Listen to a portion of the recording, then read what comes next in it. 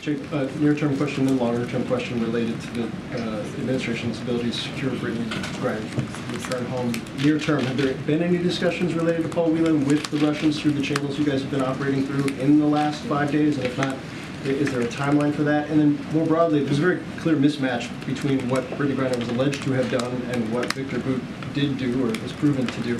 Is the administration trying to address that through other channels, ramp up pressure to Russia, against Russia because of that mismatch, or are these separate tracks entirely?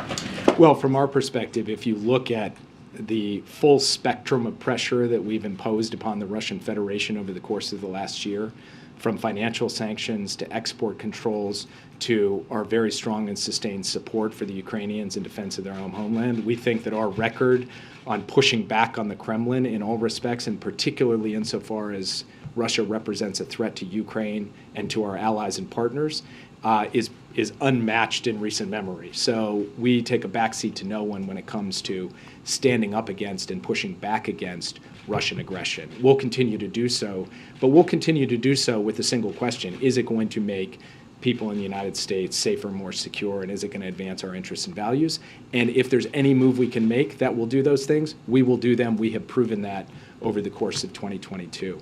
With respect to the question of whether we've had engagement with the Russian Federation on the Whelan case, we will have an engagement with them this week. I won't say more about it because we are trying to keep that in sensitive channels, but that's the timetable. And we have had regular engagement, of course, along the way, and the next conversation at a high level will take place this week. Can I just ask real quick? Victor Bout has said that he wants to be involved with the Russian Federation's efforts against Ukraine. Does the administration plan to respond should he do something like that, whether either tied to weapons or his political activities, anything like that?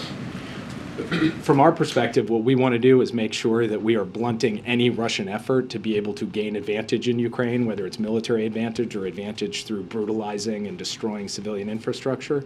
So our focus is going to be upon those things that actually represent a genuine threat to Ukraine and the people of Ukraine, not to comments that are made on television shows. And we'll continue to focus on that as we go forward. And for example, just last Friday, we announced another $275 million in military support to Ukraine. We will have further announcements in the coming days. So we're going to look at what's actually happening in the air and on the ground in Ukraine, not so much as what's happening on the other air on television stations in Russia.